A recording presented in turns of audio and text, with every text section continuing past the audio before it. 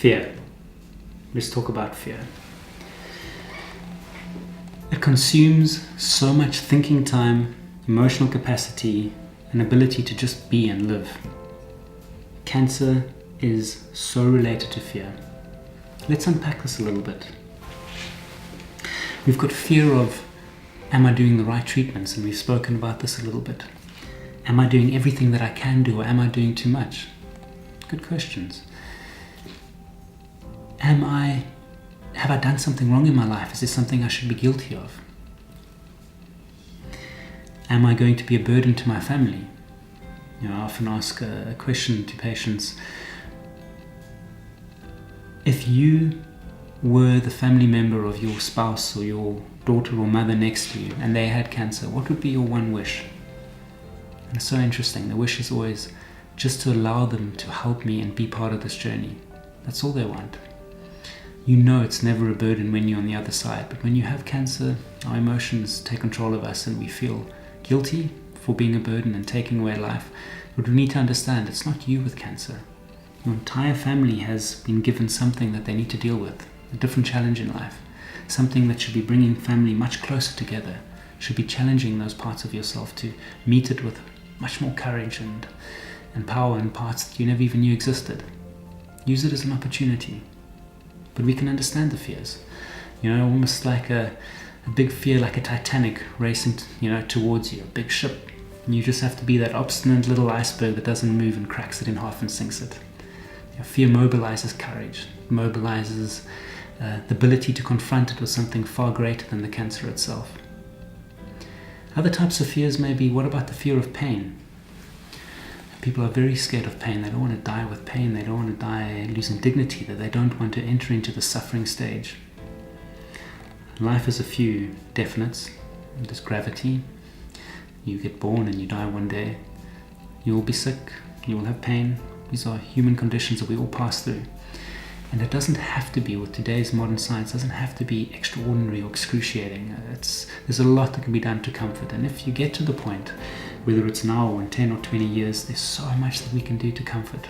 We being medical world and natural medicine world, and there's a lot there. So that's a fear that one doesn't have to partake in too much. I think you need to understand it rationally and investigate and let it go. Other types of fears are, what if I haven't lived my life to its fullest potential? What if I've wasted time? Wow, what an opportunity to ask the question while you're still alive, while you're still conscious, while you're still able to process things like that. Take it head on. Imagine what you find on the other side. What about the fear of death? It's in the room, talk about it.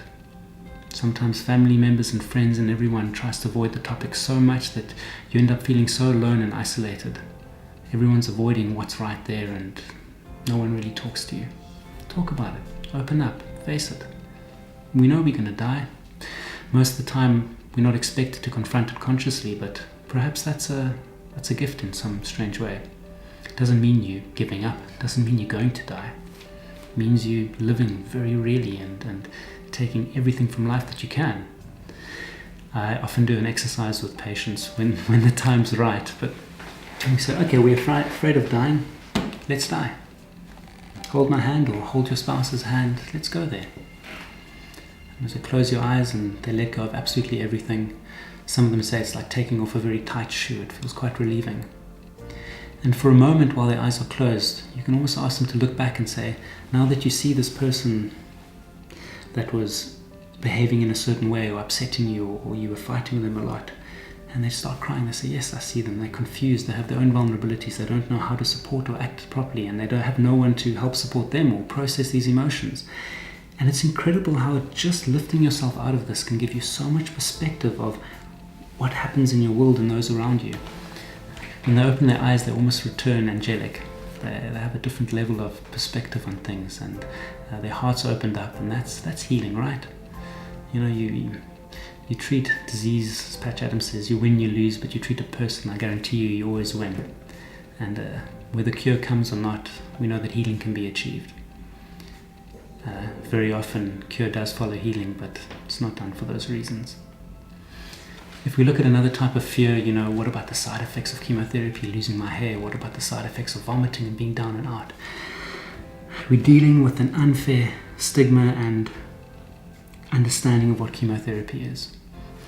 This last patient from today, we called him up, and it was his third round of chemo, and we always need to keep a close eye on patients because sometimes they can be really constipated and hot and excessive and inflamed and irritable, and then you need to help calm and help eliminate, treat constipation, or they can feel completely energyless and their system is so weak and down and out, and you need to give them more nourishment and certain vitamin drips, and so we help balance. So anyway, I call the patient today, it's their third round of chemo, and they're sounding a bit breathless over the phone, and I say, I'm sorry, you're right, it's the third round, it's quite a big thing.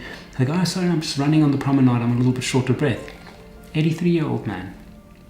It's unreal how if you do it in the right way and you engage with chemotherapy or radiation or natural medicine, or whatever the tools are that you're choosing to use, when you engage with it with heart and passion and suck the marrow from life, you find your body being more nutritious, you find things working for you. Some people live the best quality life and the best part of themselves they ever had when they're under treatment and they've been diagnosed with cancer.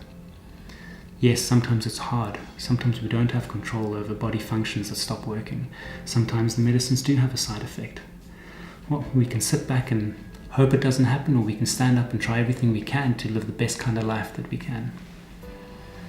I think we need to reach deep within ourselves and confront fear with courage, with wisdom, with intrigue and questioning around facts and science.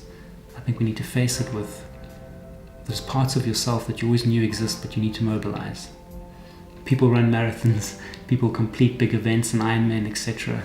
They are almost pale in comparison to the journey that you take with cancer.